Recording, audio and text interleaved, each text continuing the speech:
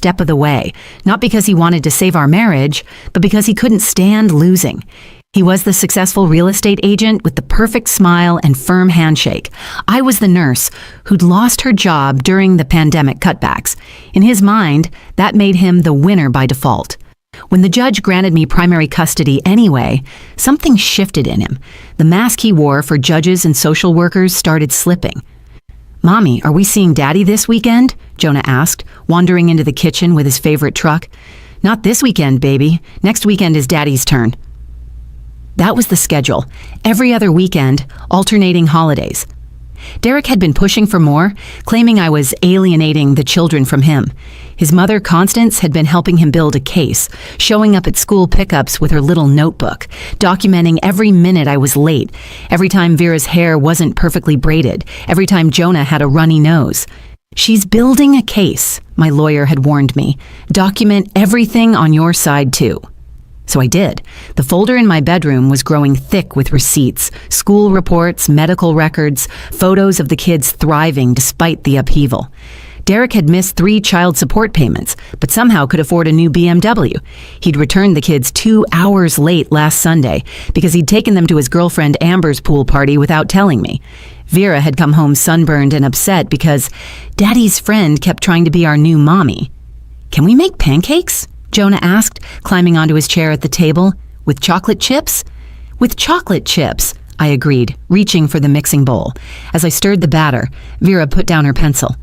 "Mom, why does Grandma Constance hate us?" "She doesn't hate you, sweetheart." "She hates you, though.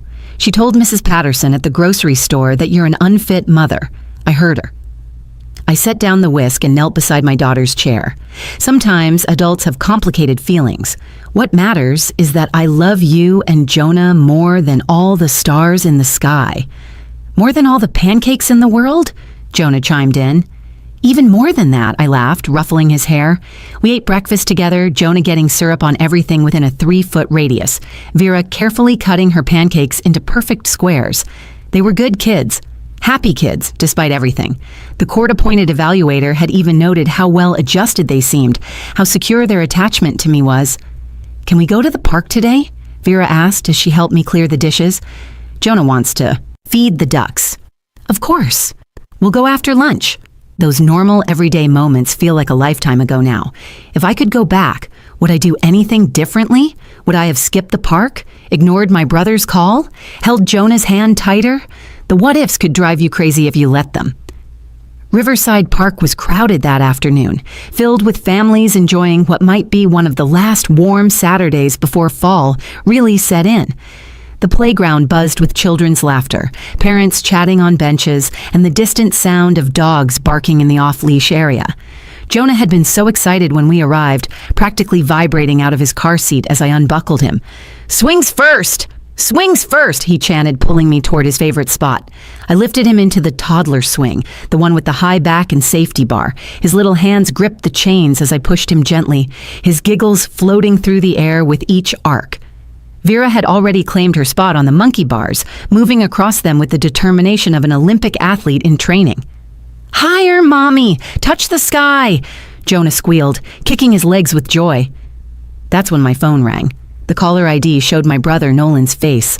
I almost didn't answer, but our father was scheduled for heart surgery on Monday, and I'd been waiting for updates about the pre-op appointments.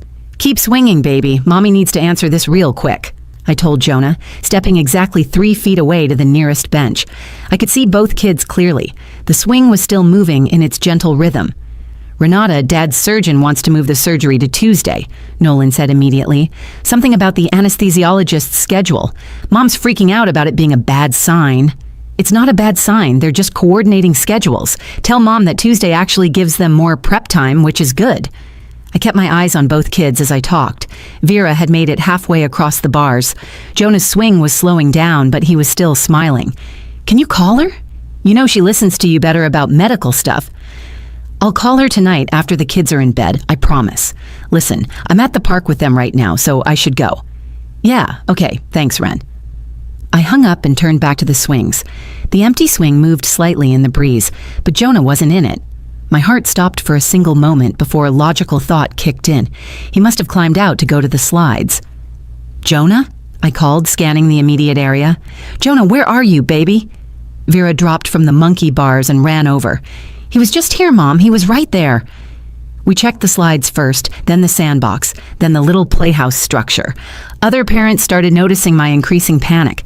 A woman with twin boys helped me check the bathrooms. A father with a daughter Vera's age looked around the parking lot. "What's he wearing?" someone asked. "Green. Dinosaur shirt, blue shorts, light-up sneakers," I managed to say, my voice getting higher with each word. Within 10 minutes, every parent in that park was searching. Someone called 911. I called Derek, my hands shaking so badly I could barely hit the right numbers. "Jonah's missing," I said the moment he answered. "We're at Riverside Park. I can't find him anywhere."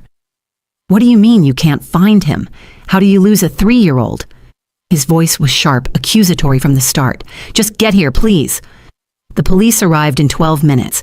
It felt like 12 hours. Officer Halstead, a tall man with kind eyes that turned suspicious the moment Derek arrived and started talking. Derek had brought Constance with him, because of course he had. She emerged from his BMW like a vulture sensing carrion, her sharp face already set in an expression of grim satisfaction. "I knew something like this would happen," she announced to anyone within earshot. "I've been documenting her negligence for months. The children are never properly supervised." "I was 3 feet away," I protested, but Derek was already pulling Officer Halstead aside. "She's been unstable since the divorce," Derek said, loud enough for everyone to hear. "Lost her job, can't pay her bills. I filed for emergency custody yesterday because I was concerned about exactly this kind of thing happening." "You filed for custody yesterday?" I spun around to face him. "You never told me that." "Why would I tell you, so you could run off with them?" He turned back to Officer Halstead. "Check her phone records. Check her bank statements. She's been desperate for money. Probably sold him for drug money." "Drug money? Derek, you know I don't even drink anymore, let alone do drugs."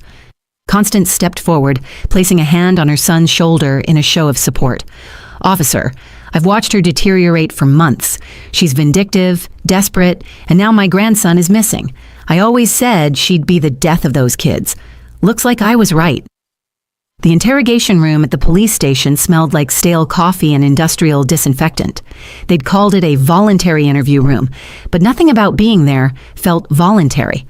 Officer Halstead sat across from me with a yellow legal pad, writing down everything I said while occasionally glancing at Derek, who had positioned himself in the corner, like some kind of supervisory presence. Constance sat beside him, her notebook out, pen poised like a weapon. "Walk me through the phone call again," Officer Halstead said, his tone neutral but his eyes skeptical. "My brother Nolan called about my father's heart surgery. The call lasted maybe 90 seconds. I was standing by the bench, watching both children the entire time." "But you weren't watching them," Derek interrupted. "If you were watching, Jonah wouldn't be missing." "Mr. Turner, please let her answer," Officer Halstead said, though he made another note on his pad. Through the glass window of the interview room, I could see Vera in what they called the children's room, sitting at a small table with a social worker named Mrs. Chen. They'd given her crayons and paper, trying to keep her occupied while the adults sorted through this nightmare. She was drawing something with intense concentration, her tongue poking out slightly the way it always did when she focused. "Mrs. Turner," Officer Halstead continued, "your ex-husband has provided us with some concerning information. He says you threatened to disappear with the children. That's not true. I would never say that." Derek pulled out his phone with theatrical precision. "I have it recorded. Listen for yourself." He pressed play, and my voice filled the room, distorted and choppy. "I can't let you take the children. Never see them again." My blood ran cold.